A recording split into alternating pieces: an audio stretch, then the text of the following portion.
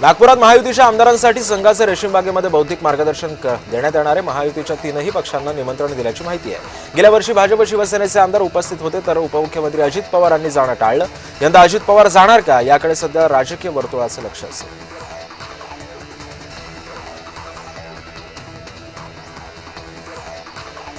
महापालिका निवडणुकीमध्ये महायुती एकत्रित येण्याचं ठरलं जरी असलं तरी सुद्धा जागा वाटपात अडचणी येत असल्याची माहिती समोर येते। जे नगरसेवक आजही ठाकरेंच्या सेनेकडे येत आहेत, त्या जागा शिवसेनेला देण्यास भाजप विरोध करते।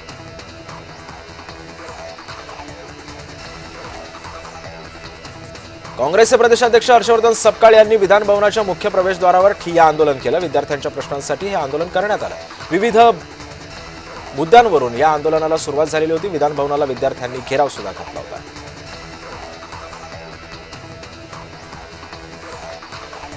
उद्धव ठाकरेंनी विधान परिषदेचे सभापती राम शिंदे यांची भेट घेतली। यावेळी त्यांच्यासोबत काँग्रेसचे नेते सतेज पाटील सुद्धा उपस्थित होते। विधानसभा अध्यक्ष राहुल नार्वेकरांनंतर विधान परिषद सभापतींची सुद्धा ठाकरेंनी भेट घेतल्यानं राजकीय वर्तुळामध्ये चर्चा वाढली आहे।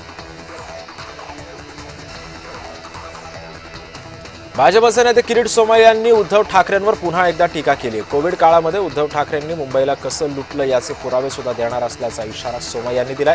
राज ठाकरे आणि उद्धव ठाकरे यांच्या करिश्मा चालणार नाही असं सुद्धा सोमय्या म्हणाले।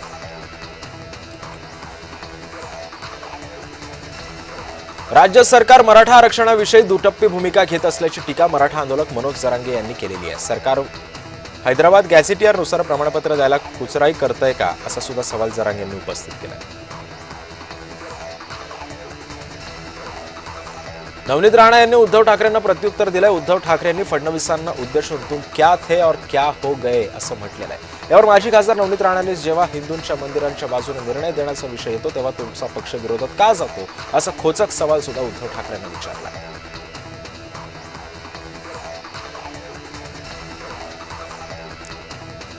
आदित्य ठाकरेंचा वडील उद्धव ठाकरेंचा फोटो काढतानाचा उत्साह कॅमेऱ्यामध्ये चित्रित झाला। हिवाळी अधिवेशनामध्ये वडील उद्धव ठाकरे विधान भवनात येत असताना आदित्य ठाकरेंनी त्यांचा फोटो काढण्याचा मोह त्यांना आवरता आला नाही आणि त्यांचा हा फोटोच क्लिक करताना माध्यमांनी सुद्धा हा सगळा जो क्षण आहे तो कॅमेऱ्यामध्ये चित्रित केलाय।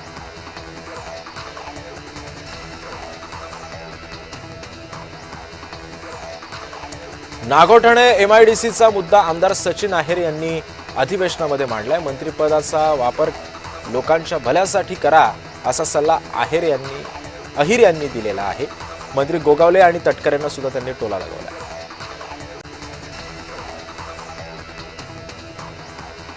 दोन नेत्यांची भेट ही काहीतरी चांगली देणारी ठरतीये, कारण महायुती एकत्रित काम करण्यासाठी प्रयत्न करणार आहे, अशी माहिती मंत्री भरत गोगावले यांनी दिलेली आहे। नागपूर जिल्ह्यातील कामठी परिसरामध्ये वारेगाव येथे असलेल्या अनुसूचित जाती आणि नवबौद्ध मुलांच्या निवासी शाळेवर मंत्री संजय शिरसाट यांनी अचानकपणे धाड टाकली। यावेळी त्यांनी शाळेच्या स्वयंपाकगृहामध्ये जाऊन जेवणाची व्यवस्था बघितली, तसंच विद्यार्थ्यांशी मनमोकळेपणानं संवाद सुद्धा साधला। भाजपला पॅरेखानची बिर्याणी आवडते, मात्र मुंबईचे मलिक चालत नाहीत। भाजपचे दाखवायचे दात आणि खायचे दात वेगळेत, असा टोला नाना पटोले यांनी भाजपला लगावला।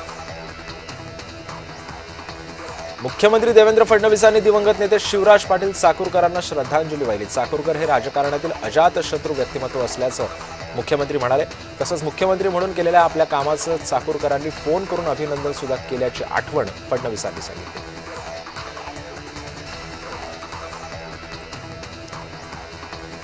सोलापुरात काँग्रेस पक्षाला भाजपनं मोठा धक्का दिलाय। काँग्रेसचे कार्याध्यक्ष सुशील बनपट्टे यांनी राजीनामा दिलाय। आगामी महापालिकेच्या निवडणुकीच्या पार्श्वभूमीवर काँग्रेसला हा मोठा धक्का मानला जातोय।